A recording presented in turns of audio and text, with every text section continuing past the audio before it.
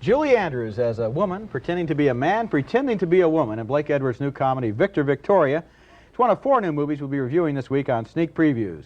And across the aisle from me, Gene Siskel, film critic of the Chicago Tribune. And this is Roger Ebert, film critic of the Chicago Sun-Times. In addition to Victor Victoria, we'll also be reviewing Silent Rage with Chuck Norris on the defense against a madman with an axe, Cat People, Paul Schrader's supernatural sex fantasy. But first, Roger begins with Neil Simon's new drama, I Ought to Be in Pictures. Well, I Ought to Be in Pictures is Neil Simon's new drama comedy, kind of laughter with tears, about a girl who wants to meet her father, a mistress who wants to be married, and a man who wants to be left alone to sink into his own cynicism and despair. The man's played by Walter Matthau, and this is one of Matthau's better recent performances as a down-and-out screenwriter suffering from defeatism and writer's block. One day he receives a surprise visitor in his cluttered little Los Angeles bungalow. Who are you? Libby? You the cleaning girl today? No, just Libby. Steffi's niece? No. Come on, kid, don't play games. It's too early. Who? Libby who? Libby Tucker. Libby Tucker. Libby Gladys Tucker, Blanche's girl.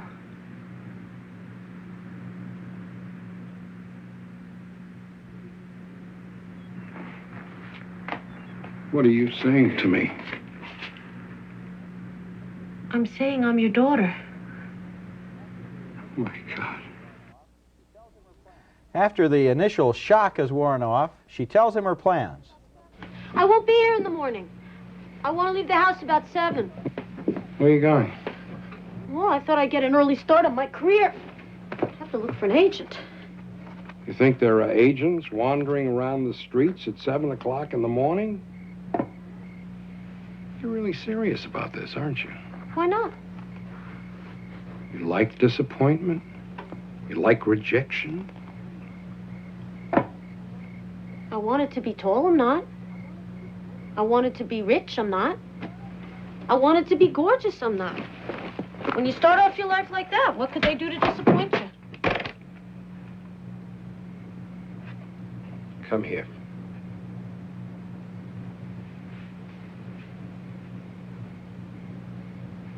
Closer.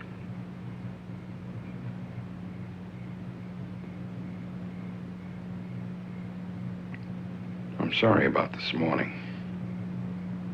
I'm sorry if we got off on the wrong foot. I'm sorry if I didn't give you a proper kiss, which I would like to do right now if it's okay with you.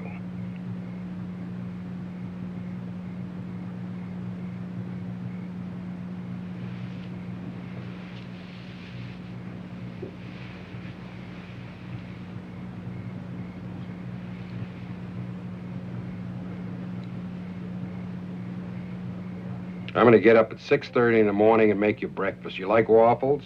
You can make waffles? What kind of waffles? I don't know, I just pop them in the toaster. Probably hasn't had waffles in years. That's Dinah Manoff. She plays the daughter, and she gives a good performance in the movie. She's plucky, intelligent, and understanding, and she needs to be to overcome the terminally cute dialogue that Neil Simon has written for her in place of what other people might consider to be ordinary human speech. Next, we have an obligatory scene that Simon wasn't able to resist. The father, who hasn't seen his daughter in years, suddenly turns into the concerned parent when she stays out too late at night. She wasn't getting into trouble. She was just parking cars at a big Hollywood party. George Siegel saying thanks is what you consider making a great contact? Well, it doesn't hurt. The important thing was leaving the cards on the windshield. What cards? Well, we had to leave this little card that said, Sunset Valet Parking, no party is too big or too small.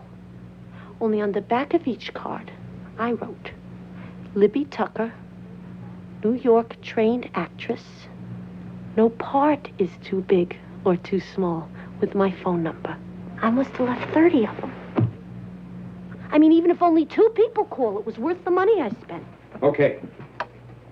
Okay, for the sake of argument, let's say that someone looks at the card. Someone's looking for valet service for his son's bar mitzvah. Someone met a girl at a party, wants to jot down her number. Someone has a piece of spare rib between his teeth and is trying to pick it out with the card. Only a small percentage of that group will look at the back of the card. But let's say one does. He sees Libby Tucker, New York trained actress, no part is too big or too small. Do you imagine he's going to slam his foot on the brake, pull off the road, and say to his wife, that's exactly what I was looking for. An actress trained in New York who doesn't care if her part is too big or too small. Right under my nose in my very own car. What a break for me. I'll contact her first thing in the morning and hope and pray that someone else with spare rib in his teeth doesn't get to her before me. Well, with an attitude like that, I can see why you don't get too much done. They have a nice relationship, and Matthau is better at speeches like that than almost any other actor. The other important relationship in I Ought to Be in Pictures is between Matthau as the dedicated bachelor and Anne Margaret as his longtime mistress. She plays a studio hairdresser who's getting awfully tired of men who think commitment is a dirty word. And right there, I think, we're getting close to what's wrong with this movie, because Neil Simon bogs his characters down in a pop psychology psychodrama about those 2 basic inabilities that screenwriters love so much. Let's count them off. The inability to love and the inability to make a commitment. And to that, I would add another dread inability, Neil Simon's inability to let his characters draw a single spontaneous breath.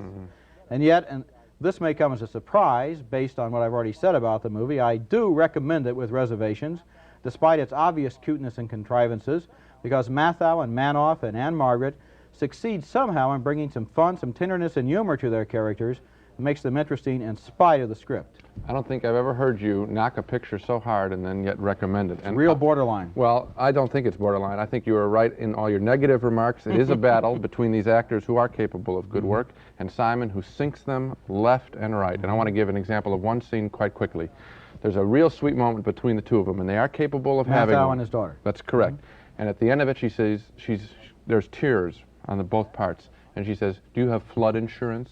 And it's that kind of undercutting of a serious moment, a sweet moment, and a genuine, and this film has a couple of them, undercutting it in a really sick way. It's sick because it's like saying to the audience, I'll clean it up for you. You won't have to suffer, and then I can set you up for the next joke. And it's that manipulation that I resent so much, and I don't like the film. I still think my point is valid. Thinking about the last 2 Simon, or 2 of the recent Simon pictures, Only When I Laugh and Chapter 2, yes, in which that kind of dialogue comes in and lands with a deadly, leaden thud and just ruins a whole scene.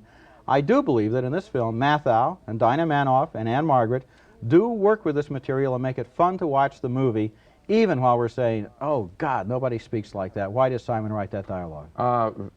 I think that happens far more infrequently than you do. I just don't think it happens very often, and I can't recommend it. Our next film, Silent Rage, is a sort of a Dirty Harry meets Dr. Frankenstein and the monster. Chuck Norris stars as the Dirty Harry type pretty boy sheriff of a small town who does battle with an invincible monster. As the film opens, the crazed maniac hacks his wife to death with an axe and then goes after Chuck Norris, who's called in to arrest him.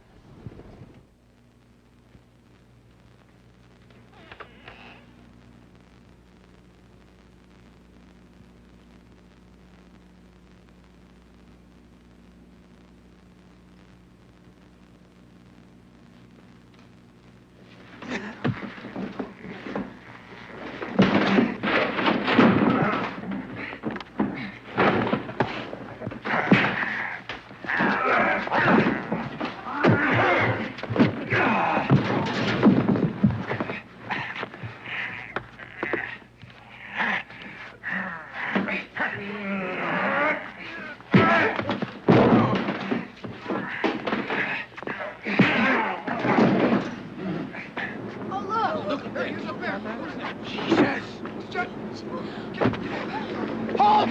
Freeze!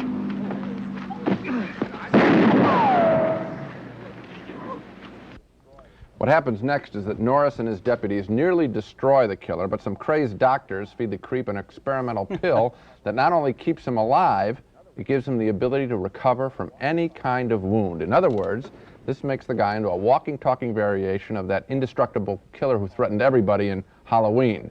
Silent Rage is a close call for me because I admired some of the film's leanness and directness and occasional bit of humor. But all of the explicit mayhem in the film, the slashing, the knifing, that in Silent Rage really bothered me. The film very clearly wants to wallow around in all of its head-splitting gore, and I think it didn't need to do that. So I can't recommend Silent Rage. I think it's too bloody for its own good scenes. I'm basically in agreement with you. I think it's a bad movie, but with parts of a good movie trying to get out. The first 5 minutes or so are terrific. That one shot that lasts for a long time. Okay, but we've seen that before in Halloween, Raj, the opening one shot. I know it's good. I'm sorry, I was going to talk about the first shot. Okay. We've reviewed Halloween. The shot that starts upstairs with the killer in the bedroom, brings him downstairs, onto the telephone, into the kitchen, the woman screaming at her kids. Sure. He goes in the backyard, gets the axe. I was thinking during that shot, this is going to be a terrific movie. Okay. Then it bogs down in all that ridiculous subplot involving Chuck Norris's romance and her relationship with her brother and all of the dialogue between the doctors. And it's just not as lean and clean as we think it's going to be. It doesn't turn out to be as good a film as it starts out to be. So you don't like the movie? That's right. You got it. Very good. Now, go ahead. Okay, now let's look at one of the season's somewhat unexpected delights, a sex farce named Victor Victoria, starring Julie Andrews as a woman who tries to break into Parisian show business by playing a female impersonator. The movie opens just as Andrews flunks her last audition and faces a life of bleak unemployment and inevitable starvation. She meets another unemployed entertainer, a homosexual nightclub personality, played by Robert Preston. They become friends, and Preston has a brainstorm. In the bizarre world of Parisian fleshpots, why couldn't Julie Andrews become an overnight sensation by pretending to be a man? Toddy!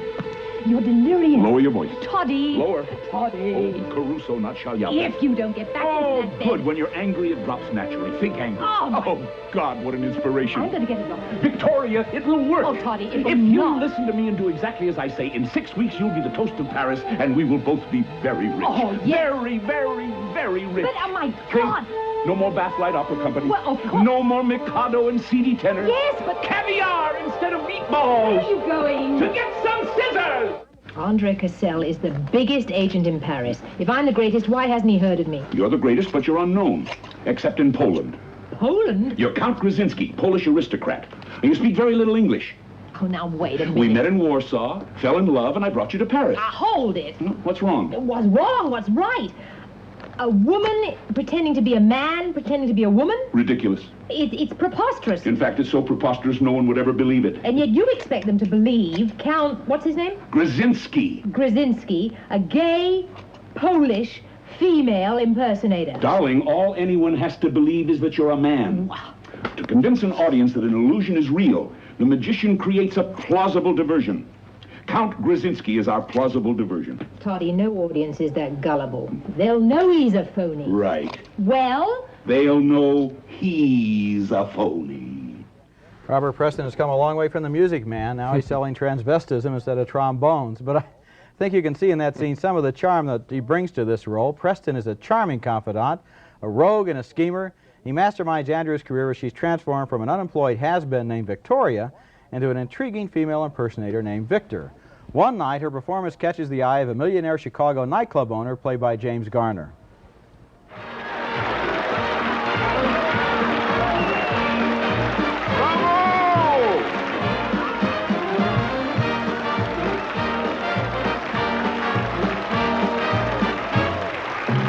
What's this?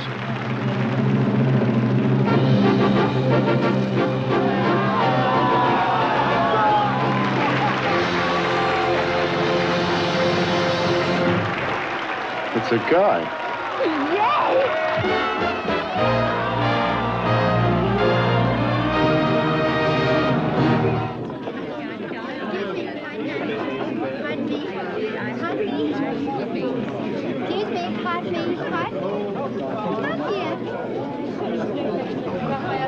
Hi. Hello. Oh, I'm Norma Cassidy. You were just grand. Thank you. Oh, and this is King Marchand. How do you do? How do you do? I'm delighted you could make it, Mr. Marshall. Oh, thank you. May I introduce Mr. Todd? It's a pleasure. This is Miss Cassidy. Observe. Enchanted. Oh, me too. Well, what do you think of our new star? He thinks he's a phony. Oh, I think she's very talented. But he doesn't think you're a man. I'll tell her what I think. Her, you see? Norma, What? mingle. Oh, sure. You care to mingle with me, Mr. Todd? Miss Cassidy, excluding Victor's performance, mingling with you may well turn out to be the highlight of the evening. I just love Frenchmen. Oh, so do I. That's Leslie Ann Warren as James Garner's official girlfriend, but Garner wants to make it with Victor or Victoria, but he can't believe what they say, that Victor isn't really a girl. Well, he's right, of course, but if Victoria admits that she's out of work, because of that, the movie gets really complicated, because if Garner takes Victor out on a date, everyone will think Garner is gay, and on the other hand, if Victor admits that she's Victoria, her show business career is all over. Into this situation, which is already complex, director Blake Edwards makes a whole mixture of mistaken identities, unexpected revelations, and astounding developments between the sheets. He also adds about 3 slapstick fight scenes, too many, that aren't really necessary, but that's okay. Victor Victoria is slick, funny entertainment. It's the best movie Julie Andrews has made in a long time. I wish I liked it as much as you did. I fully expected to, because I think that Blake Edwards lately, since he's gone away from some of the Pink Panther movies toward films like 10 and S.O.B., I think he's doing a terrific job, getting more serious while still remaining funny. At the same time, I found this picture to be deeply flawed, and I didn't like it, didn't laugh, and I wanted to. And at the very core of what you're talking about, Julie Andrews is, as you said, supposedly a woman playing a man playing a woman. Never believed it. I never believed it. I never thought she looked anything like a man in the role. And therefore, the film wasn't very complicated for me, and a lot of the intrigue fell apart. And I think that Blake Edwards might have done better if he had cast somebody else instead of his wife. But female impersonators never look like men when they're not being women. They're not supposed to. And apart from that, it's a sex farce anyway. I don't believe that you're supposed to believe it. Okay. Well, it's no, the tension. Part of the joke is that they're just going along. I know. The tension is, though, that the film would be better if we did believe it. The strange feelings that Garner would have, and there are scenes indicating that he has strange mixed feelings, but he isn't going to have any mixed feelings, Roger, because he knows that it's a woman. See, I think the film fails at that level. There is one scene in here that is one... You show me a film in which Julie Andrews really looks like a man, and I'll show you a film I don't believe can be made. I agree, and I don't think that she looks like one in this one, but they wanted her to look like one. It would have been a better film if they had. There's a beautiful slapstick scene in here, an exterior of a restaurant where all hell is breaking loose while a cockroach runs around. I think it's fabulous, and I just wish there was more of that. Humor where we have to add something, too, because we can't see, we're not inside the restaurant, we're outside. Next film. Okay. Our next film, good line, immediately makes my list of one of the year's best pictures. It's Cat People, a new sexual fantasy directed by Paul Schrader, the writer-director of such terrific films as Blue Collar, Hardcore, and American Gigolo, and the writer of such fascinating portraits of disturbed men as Taxi Driver and Raging Bull. Cat People is more fantasy-oriented than those films, but in its own way, I think it's just as special, telling the story of incest, animal lust, and sexual fear. This is what is known as a hot R-rated picture. Nastasia Kinski, the sexiest woman in movies today, stars as a mysterious young woman, a virgin, whose family history involves some weird sexual rituals with black leopards. In fact, her brother, Malcolm McDowell, a priest in New Orleans, can change himself, it seems, into a leopard, and in this scene, he's in a cat-like mood as he climbs the stairs of his house to spy on his sister, who has just moved in with him.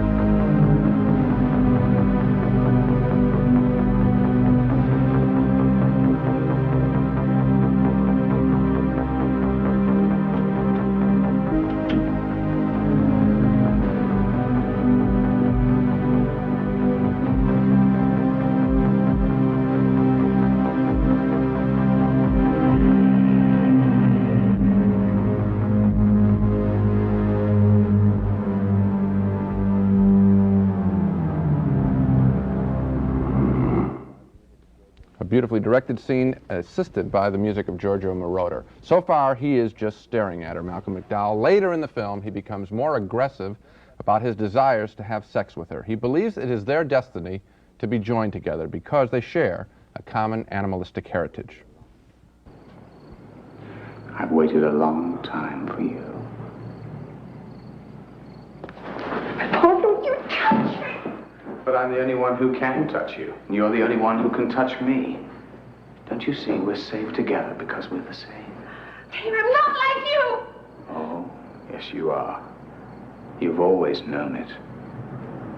Do you remember when you were a child, the animals used to call your name? And you knew in the dark when the others were dreaming, and you could never get to sleep. No, I'm not. I'm not in love. What will you do? Will you leap through his hoop? Take his head in your mouth like an egg? I need you. Who are you? Need you. You're not my brother. Oh!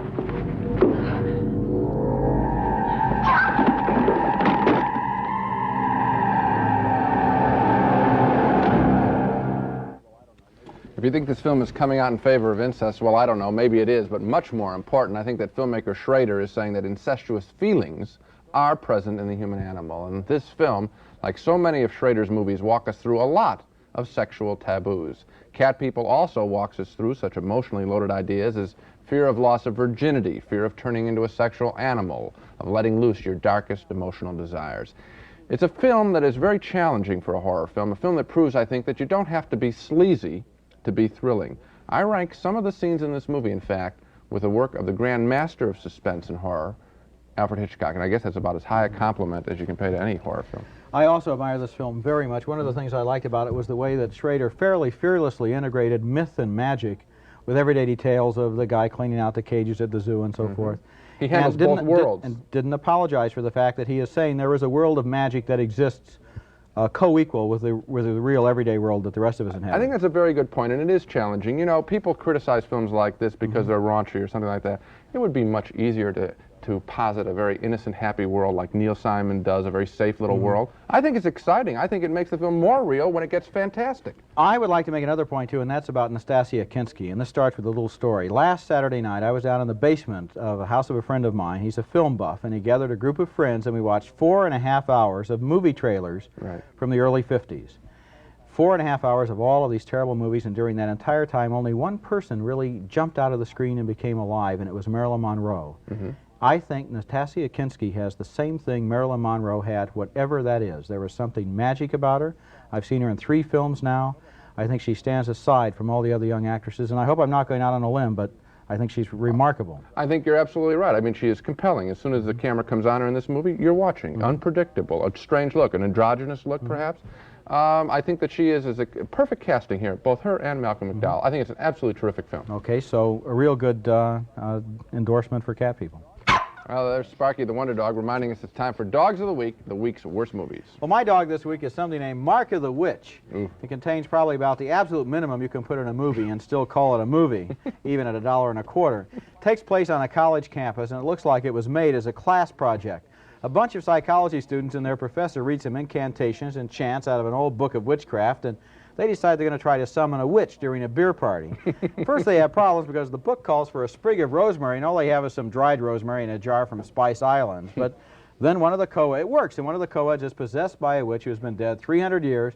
That leads to endless scenes of the professor and the possessed woman's boyfriend, Ricky Byrne, talking about what they ought to do next. Meanwhile, there are quick flashes of the witch being hanged and frantic searches for the missing pages of the witchcraft book, the pages that would tell them what to do next. In other words, typical slice of campus life. Well, my dog this week is Strange Behavior, another brutal mad scientist killer film. These mad scientists apparently get bored writing chemical formulas, you know what I mean?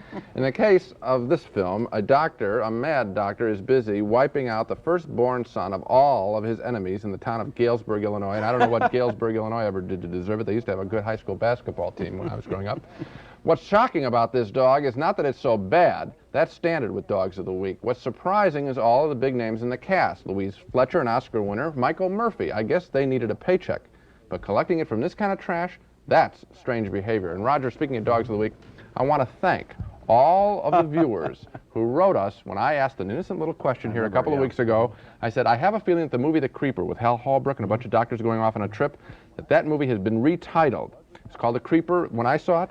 And sure enough, it was retitled, and viewers from all over. Did we get the mail? I got mail at my office at the Tribune. You got it at the Sun-Times. I got mails addressed to you, care of me. Okay, and they all said it's Rituals, made in 1978. And I thank everyone for writing in.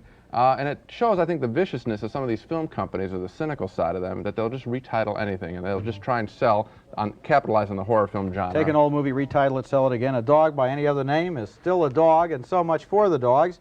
Now let's take another look at the main movies on this show. We split on I Oughta Be in Pictures, the Neil Simon comedy with Walter Matthau and Dinah Manoff. I thought the Simon situations and dialogue were completely predictable, but I thought the movie was somewhat redeemed by good performances. Gene liked a few of Mathau's scenes, but thought the rest of the movie was straight from the Neil Simon assembly line of pseudo-emotional trash. 2 no votes for Silent Rage, the Chuck Norris movie about a kung fu expert and a man-made monster. We both thought it was made with economy and skill, but Gene thought it had too much bloodshed. I thought it started well and grew steadily more ridiculous. We split on Victor Victoria, the Blake Edwards sex farce starring Julie Andrews. I thought it was stylish and funny, a lot of fun. Gene disagreed. He found the film to be unfunny and overwrought, only an occasional amusing scene. 2 big yes votes, though, for Cat People, the Paul Schrader movie starring Nastassja Kinski as a young girl possessed by a leopard.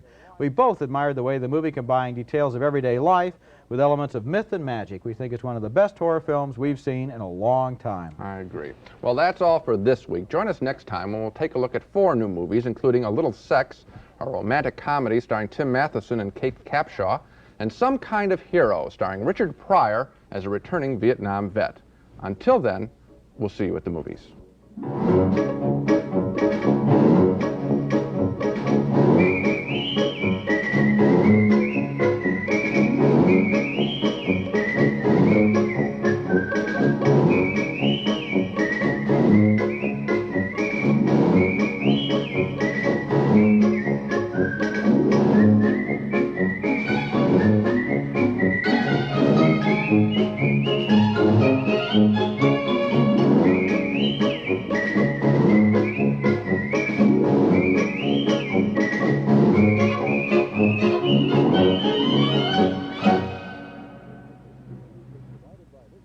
Funding for sneak previews was provided by this station and by other public television stations.